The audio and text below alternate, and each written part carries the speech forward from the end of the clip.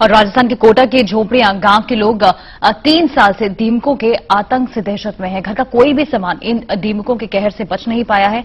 100 मकानों के इस गांव में 30 से 40% मकान इन दीमकों के आतंक से बच नहीं पाए हैं।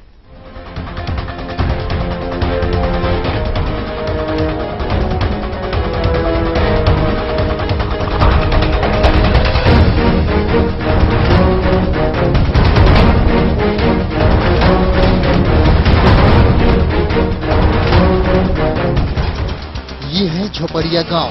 कोटा से करीब 60 किलोमीटर दूर के इस गांव की तस्वीर को देखिए गांव में बने घरों की हालत क्या है। ये सब देखकर आपको कुछ अटपटा लग रहा होगा। घरों की इस हालत की वजह जानेंगे तो आप भी चौंक जाएंगे। जी हाँ, इस गांव में दीमक लग गया है। जी हाँ, दीमकों की सेना इस गांव को चेक कर रही है। दीमक इस गांव पर कहर ढा रहे हैं। गांव के घरों को चेक कर रहे हैं। दीमकों ने इस गांव पर 3 साल पहले हमला बोला था। तब से ये हमला लगातार जारी है। गांव में बने मकानों के खिड़की, चौखट, दरवाजे तो दीमक खा ही रहे हैं। साथ ही लोगों की रोजमर्रा के सामानों को भी नहीं छोड़ रहे हैं। कपड़े, चकला, बेलन और अनाज ये दीमकों के निशाने पर हैं। मतलब ब्रेंडा भी न रखाड़ी, गोवान भी न रखाड़ी, काई भी नाज न रखाड़ कोई नहीं मालूम। रात भर एक कपड़ा रह जाओ खोद रहा है अपने सो फसल को भी नुकसान पहुंचा रही है। खा जाए सब नहीं खाई बाबू साहब। दीमक 3 सालों में गांव के 30 से 40% घरों को चेक कर चुके हैं।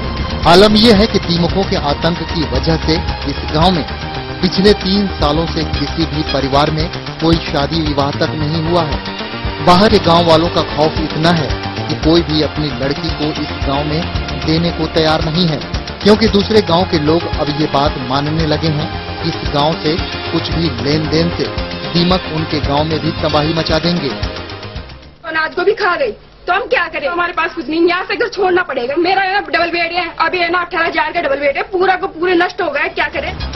दीमक के काटे जाने के डर से रात भर बुजुर्ग और बच्चे ठीक से सो नहीं पाते हैं। पूरे गांव में अब इन दीमकों की सल्तनत है। यहाँ तक कि दीमकों ने मंदिरों में भगवान को भी नहीं छोड़ा।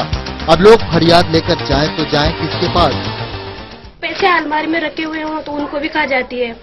इधर से कुछ भी हो, मतलब इसकी वजह से कुछ भी चल नहीं पा रहा है। जैसे हमारे गेट है तो गेट भी सारे नष्ट हो चुके हैं। प्रशासन का खोखला प्रयास, प्रशासन गांव के संग हौसला साबित हो रहा है। दीमकों के आतंक से लोग गांव छोड़ने को मजबूर हो गए हैं, लेकिन दीमकों के दवा देने की बात तो दूर, कोई भी अधिकारी इस मामले में कुछ भी बोलने को तैयार नहीं है।